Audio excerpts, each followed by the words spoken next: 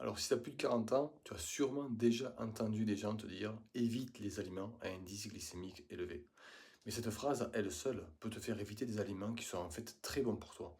Aujourd'hui, je t'explique trois concepts qui sont liés: l'indice glycémique, la charge glycémique et la réponse glycémique réelle. Et je te donne trois façons concrètes de t'en servir.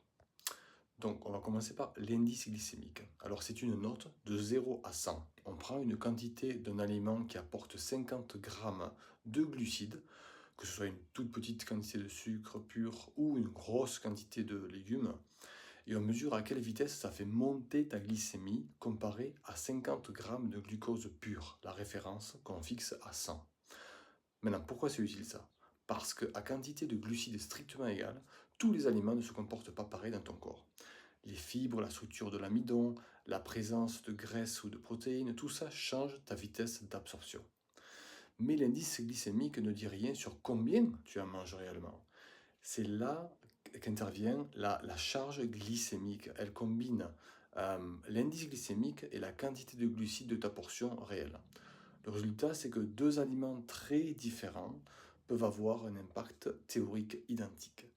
Une étude a montré qu'une bonne portion de pois chiches, donc 50 grammes de glucides, qui a un IG de 28 seulement, a exactement la même charge glycémique qu'une toute petite portion de pommes de terre avec un IG de 85, donc plus de 3 fois plus élevé.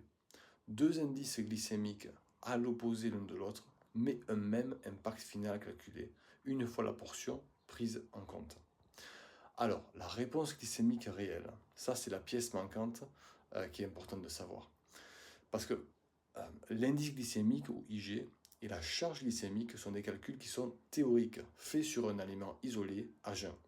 Ils ne mesurent pas ce qui se passe réellement dans ton sang quand tu manges un repas complet avec plusieurs aliments mélangés. Et c'est là qu'intervient la réponse glycémique réelle, la vraie courbe de ton glucose sanguin. Elle est mesurée après le repas par prise de sang. Et une étude l'illustre vraiment bien. Des chercheurs ont donné à des adultes en bonne santé du pain blanc et du jus de pomme, donc 60 grammes de glucides, un jour sans rien d'autre, et un jour avec 2 cuillères à soupe de beurre de cacahuète en plus.